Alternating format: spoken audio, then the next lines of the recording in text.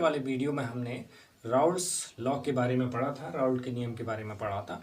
लेकिन ऐसे विलयन के लिए राउल्ट के नियम को पढ़ा था जिसमें दोनों जो सॉल्यूट और सॉल्वेंट थे वो जो है वाष्पशील थे, अर्थात जो है वाष्प में बदल सकते थे।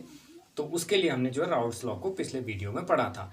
तो आज हम जो है अवाष्पशील विलय युक्त विलयन के लिए राउल्ट्स का नियम किस प्रकार से लगता है उस पर चर्चा करेंगे। अर्थात ऐसा विलयन जिसमें जो सॉल्यूट है वो नॉन वोलेटाइल है, वो जो है वाष्प अवस्था में नहीं बदल सकता। यानी इसमें जो कंडीशन होगी हमारी वो कुछ इस तरह से रहेगी कि ये हमारा मान लीजिए क्लोज्ड कंटेनर है, तो इसमें इस तरह से मान लीजिए हमने कोई लिक्विड रखा है ए बी और ए, इस तरह से मान लीजिए इसको ए प्लस बी करके हमने मिलाया है। इसमें जो ए है ये मान लीजिए सॉल्वेंट है और ये बी जो है इसमें सॉल्यूट है, यानी ये हमारा विलायक है और ये जो है विलेय है। तो इसके लिए राउल्ट का नियम क्या कहता है, अर्थात अब जो इसके अंदर जो वेपर्स बनेंगी वो किसकी बनेंगी, ए की बनेंगी। किसकी बनेंगी, ए की, यानी वेपर्स किसकी बनेंगी, ए की बनेंगी। तो इस अवस्था में विलयन का जो वाष्प दाब होगा वो क्या रहेगा उस पर हमने चर्चा करनी है। तो जो वाष्प दाब होगा किस पर निर्भर करेगा, वो वाष्प दाब जो है यहाँ पर इसके अंदर क्या होंगे, विलेय भी होगा, विलायक भी होगा, यानी काय ए भी होगा और काय बी भी होगा। तो हमारा जो वाष्प दाब होगा वो निर्भर किस पर करेगा, इनके मूल अंश पर निर्भर करेगा। अर्थात जो वाष्प दाब होगा वो किसके समानुपाती होगा, यानी इस विलायक के मूल अंश के समानुपाती होगा। तो इसी तरीके से हम इसको लिख सकते हैं कि ऐसा लिख सकते हैं किसी अवाष्पशील विलेय युक्त विलयन का वाष्प दाब, विलेय युक्त विलयन का वाष्प दाब, किसी अवाष्पशील विलेय युक्त विलयन का वाष्प दाब विलायक के मूल अंश के, विलायक के मूल अंश के समानुपाती होता है, समानुपाती होता है। अर्थात इसी चित्र को अगर मैं देखूं, इसी के आधार पर मैं देखूं तो हमारा जो विलयन का यानी पी सॉल्यूशन होगा, वाष्प दाब होगा विलयन का, P sol is equal to मेरा क्या रहेगा, इसके अकॉर्डिंग रहेगा, यानी डायरेक्टली प्रोपोर्शनल रहेगा काई ए की। यानी ए क्या है इसमें, ये विलायक है, यानी ये है विलायक के मूल अंश, ये जो है पूरा विलायक का मूल अंश है, यानी विलायक के मूल अंश के समानुपाती होगा। ए हमारा क्या है इसमें, सॉल्वेंट है, विलायक है, अर्थात ज्यादा मात्रा में उपस्थित है। और ये क्या है, विलयन का वाष्प दाब, ये जो है हमारा ये है विलयन का वाष्प दाब।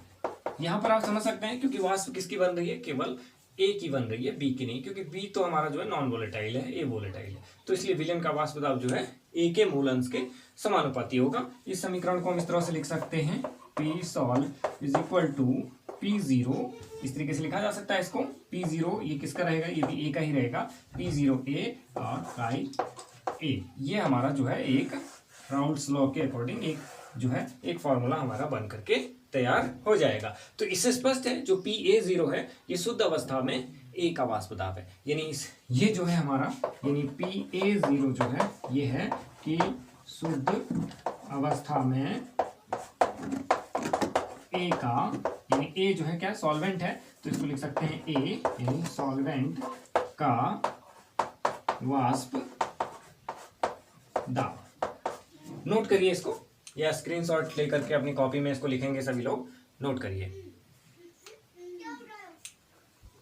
अब हम जानते हैं कि जो हमारा ये काई ए है, तो हम ऐसा लिख सकते हैं कि हम ये लिख सकते हैं कि chi solvent plus chi solute is equal to 1। अर्थात हम इसको लिख सकते हैं chi A plus chi B is equal to 1।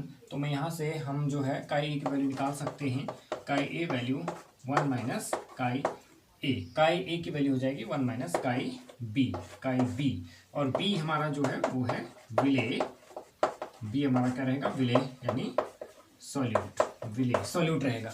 ये हम ये निकाल सकते हैं और इसको हम जो इस समीकरण में रख सकते हैं, समीकरण को 1 मान सकते हैं आप। तो हम लिख सकते हैं कि भाई काई ए की वैल्यू हम जो है समीकरण 1 में रख सकते हैं।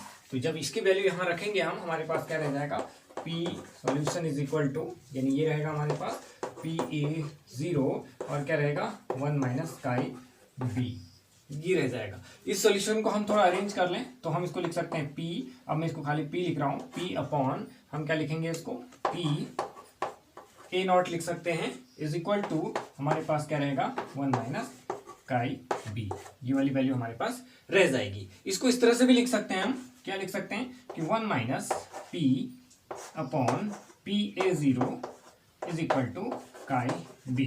इसको सॉल्व कर लेंगे आप, क्या हो जाएगा PA0 minus P upon PA0 is equal to chi B।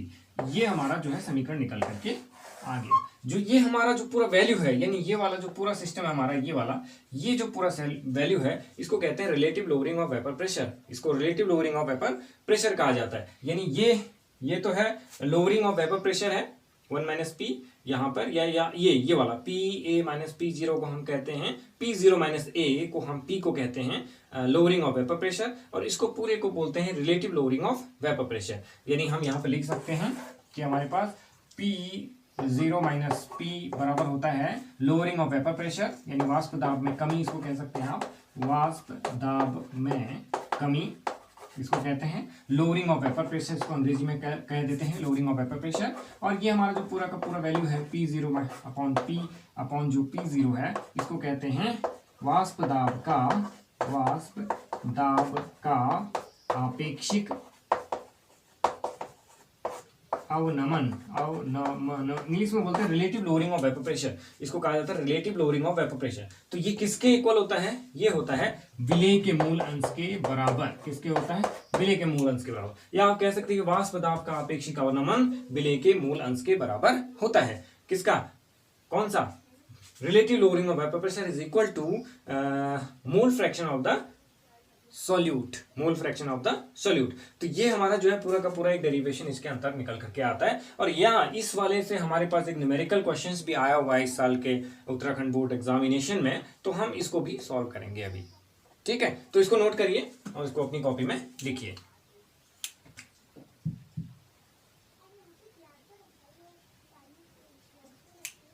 इस तरह का क्वेश्चन देखेंगे, 298 केल्विन ताप पर जल का वाष्प दाब 23.75 है, यानी जल यानी शुद्ध अवस्था में जो वाष्प दाब है वो इतना है mmHg।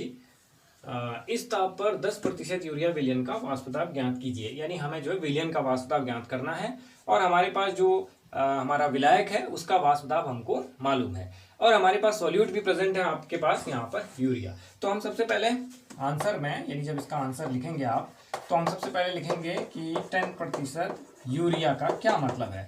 10% यूरिया का मतलब है कि 10 ग्राम यूरिया 100 ग्राम विलयन में उपस्थित है, विलयन में उपस्थित है। इसके लिए हमने पहले एक वीडियो बनाया है, उसको आप देख सकते हैं, उपस्थित है।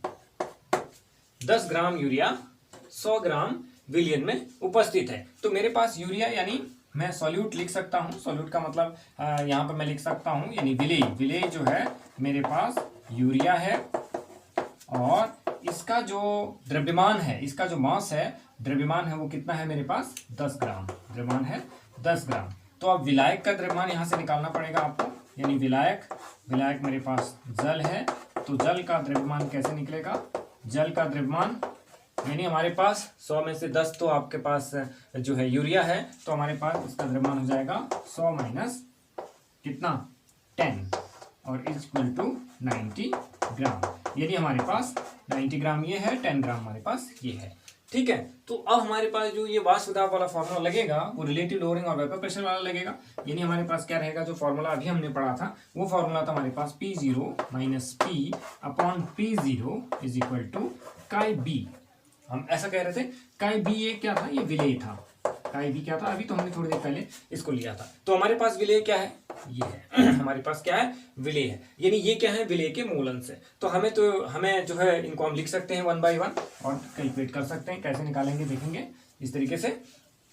P0 यानी शुद्ध अवस्था में, P0 जो है वो शुद्ध अवस्था में होता है, इसे हमने पहले चर्चा किया था कि P0 जो होता है 0 GC के ऊपर अगर लगा है तो वो शुद्ध अवस्था में है। तो शुद्ध अवस्था में हमारे पास ये P0 क्या है, ये जल का होगा, यानी जल का P0 कितना है, ये है आपके पास 23.75 mmHz है कि नहीं है। यानी P हमको कैलकुलेट करना है, P विलियन का है, ये P से मतलब यहाँ पर विलियन है, तो P विलियन का वाष्प दाब है, इसको हमको कैलकुलेट करना है। अब हमारे पास P0 मालूम है, P हमको मालूम है, और काई B क्या है, काई B हमारे पास है, यानी विलेय के मूल अंश, ऐसा हम लिख सकते हैं, विलेय के मूल अंश, और अच्छी तरीके से समझ में आ जाएगा। विलेय के मूल अंश, विलेय के मूल अंश, इतना नोट करिए, फिर आगे बढ़ते हैं।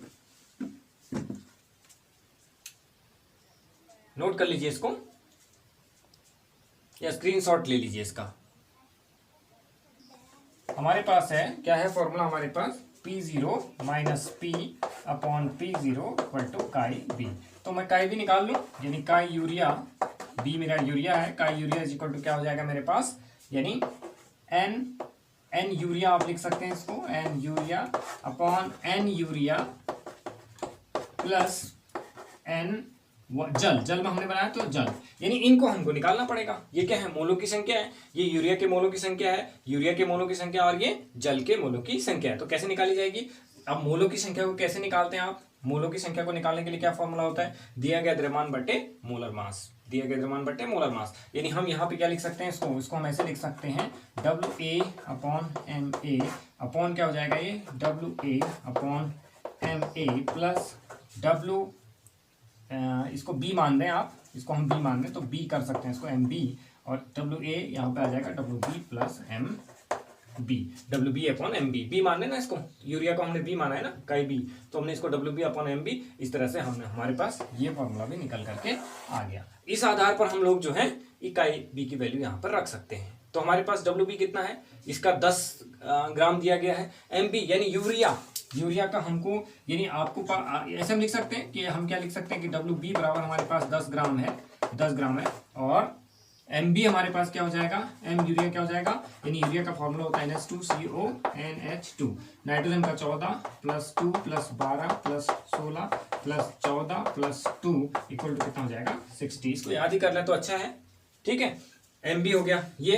अब हमारे पास क्या रहा, MB हमारे पास रहा A, WA कितना है हमारे पास, WA बराबर है 90 ग्राम, WA बराबर 90 ग्राम, और MA इज इक्वल टू, यानी H2O है, तो 2 प्लस 16 बराबर कितना हो गया 18, 2 प्लस 16 बराबर 18, ये हो गया। अब हम इसको जो है ऊपर वाले फॉर्मूले में रख देंगे, सारी वैल्यूज हम ऊपर रखेंगे, तो हमारे पास क्या वैल्यू निकल करके आएंगी, क्या हो जाएगा, यानी हमारे पास P0 की वैल्यू कितनी थी, P0 की वैल्यू जो हमारे पास थी वो थी हमारे पास 23 हम लिख सकते हैं ना 23.75 माइनस P अपॉन हमारे पास क्या था 23.75, यही तो था। यानी P0 P हमको कैलकुलेट करना है। अब हम बराबर क्या लिखेंगे, WB अपॉन, यानी यहाँ पे क्या जाएगा 10/60 बटे 10/60 प्लस 90/18, ये तो होगा कि नहीं होगा, ये होगा ना।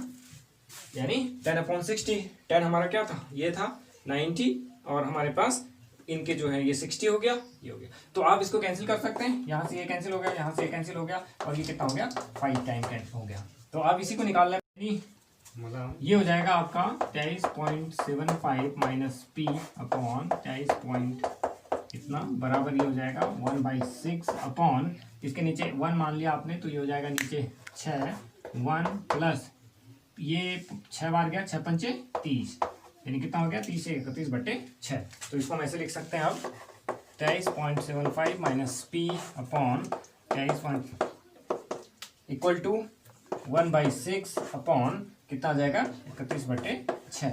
अब 31/6 ऊपर जाएंगे, हम इसको उल्टा कर देंगे, तो ये हो जाएगा आपका 23 यही बराबर हो जाएगा, सीधे लिख देते हैं इसको इधर ही, बराबर क्या हो जाएगा 1/6 इंटू हो जाएगा 6/31, तो 6 से 6 कैंसिल हो गया, और क्या आ जाएगा ये 23.75 minus P upon 23.75 equal to कितना हो जाएगा 1/31। तो इस तरीके से हम लोग इसको आप सॉल्व कर सकते हैं। अब क्या होगा, इसको इधर गुणा कर लीजिए, इसको इधर गुणा कर लीजिए, या फिर इसका वैल्यू निकाल लीजिए, 1/31 का वैल्यू यहाँ से निकालिए, 1/31 का वैल्यू निकालिए। तो इस तरह से 1/1 की वैल्यू हमने निकाल, 1/31 की वैल्यू ये निकल करके आ गई, और इसको क्रॉस मल्टीप्लाई कर दिया, और इसको जो है इस तरीके से ले लिया। तो इस तरीके से इसको मल्टीप्लाई करने के बाद आएगा आपका 0.765 और आप इसको माइनस कर देंगे तो माइनस करने पर ये आ जाएगा आपका, इस तरह से हो जाएगा। इसको मिटा देते हैं, नोट कर लीजिए इसको, इतना तो आप नोट करिए इसको। और ये इक्वल टू, यहाँ इक्वल आ जाएगा आपका टोटल माइनस करने के बाद 22.9 mmHg, यानी यही हमारा जो है उत्तर होगा। तो आप यहाँ पर देख रहे हैं, आप एक चीज़ क्या देख रहे हैं, यानी ये ज़्यादा था आपका, नहीं सॉरी ये नहीं, कौन ज़्यादा था, ये ज़्यादा था आपका, ज़्यादा क्या था, यानी P0 आपका ज़्यादा था, P0 आपका ज़्यादा था, P आपका कम हो गया, P कम हो गया। इसका मतलब यहाँ से हमारा बिल्कुल परफेक्ट ये हो गया कि जब भी आप किसी विलायक के अंदर, किसी सॉल्वेंट के अंदर नॉन वोलेटाइल सॉल्यूट मिलाएंगे तो उसका वाष्प दाब क्या हो जाएगा, घट जाएगा। ये वैल्यू घट गई, देखिए इतना घट गया, इतना वाष्प दाब इसका कम हो गया इस तरीके से। तो इसको क्वेश्चन को करिए आप जो अपनी कॉपी में, और एक क्वेश्चन और आपको देता हूँ अभ्यास के लिए। और